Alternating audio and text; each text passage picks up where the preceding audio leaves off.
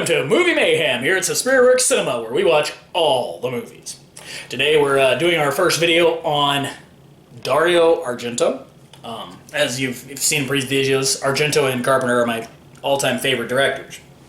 Starting with Phenomena, the only reason is because we happened to watch this 2 days ago. So, that's the logic behind starting with it. This is the Arrow release.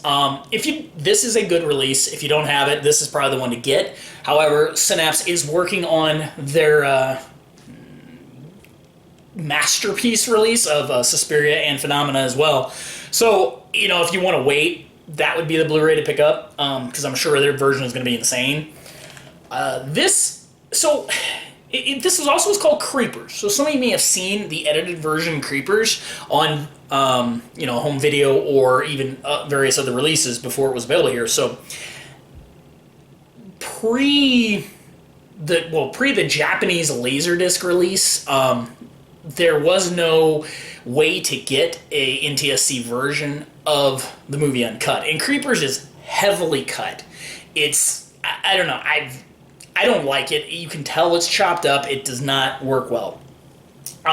So the basic story of Phenomena is you have Jennifer, who is the daughter of a famous actor, goes to a boarding school in Switzerland, and, she can communicate with insects. Some murders are occurring, and she gets tied up in all this, and it's a nice blend of the fantasy of Suspiria Inferno and the gialli of Tenebrae. You've got, cinematography-wise, I really like this. It's very beautiful, very bright, similar to the way Tenebrae was shot.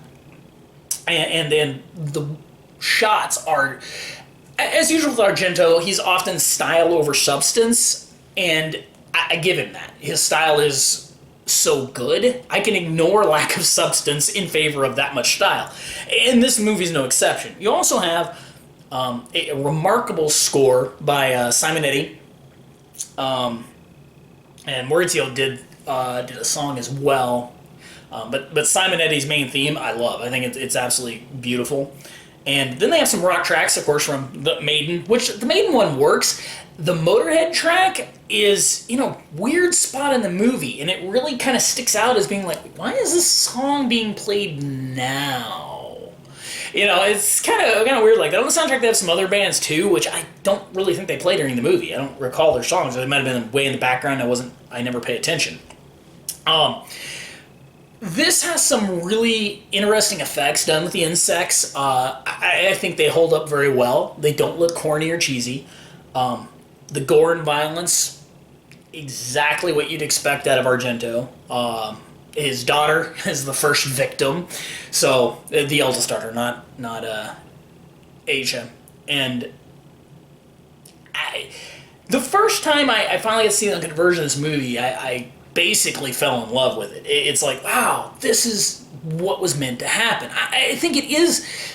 For me, this actually has a much deeper story than the regular Argento, because you're dealing with this is a mother's love, for her son and the lengths she's going to protect him. There's a little bit more emotion, kind of similar to Profondo Rosso in that type of a concept. And it works great in here.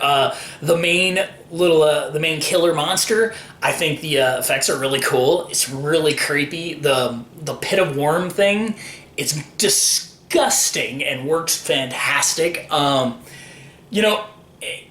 Connelly, I think I know in an interview she said he was horrible to work for, which I've actually, funny enough, that's kind of true from most actors that have spoken of Argento, that he's a pain in the ass. And I get that. The guy's, he's very driven. He's not, he wants something very particular, and he's going to get it. And it shows in his vision. You're not going to see a movie like this. There is, much like Carpenter, there's no knockoffs of these guys. These aren't Brett Ratners where you can barely tell if they direct a movie. If Argento does a movie, it's an Argento movie. Even the ones where So even the things he's producing, like your Demons 1 and 2 with Bava, or The Church with Suave, you can feel an Argento influence, but they're very clearly not directed by him. And that's one thing that drew me to him as a director. His movies are so much of his character is in each film that he makes that it makes him unique and special. And that would be part of the drawback, I would say, to like Dracula, which I still enjoyed, but it doesn't have as much Argento feel. It's kind of lacking some of that, and that's where I think a lot of people get turned off by those, some of his later films. You know, even if you watch like 5 Days of Milan, it's not a horror or giallo by any means, but it still has that feel, and it's such a unique film when the way he does it.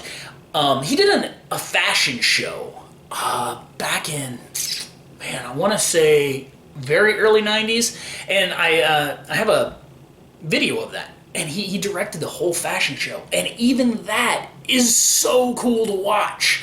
I mean, there's, runway models being murdered and stuff. It's really awesome.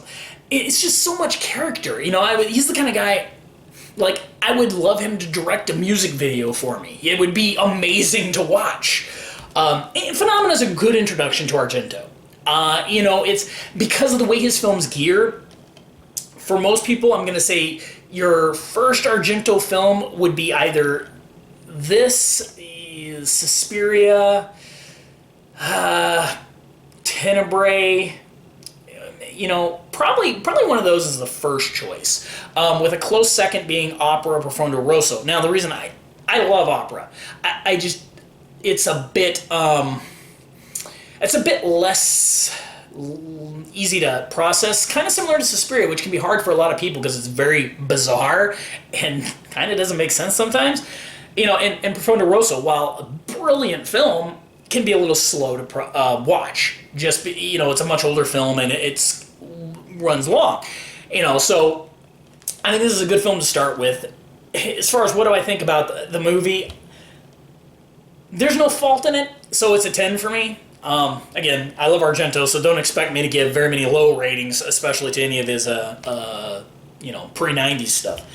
I think it's all fantastic. Like I said, this version's got a ton of extras. It's a good version. I think the Synapse version's going to be better. Of course, I will be getting that as well, and I can't wait for that. So, check it out if you haven't. Let me know what you think. What are your favorite Argento movies?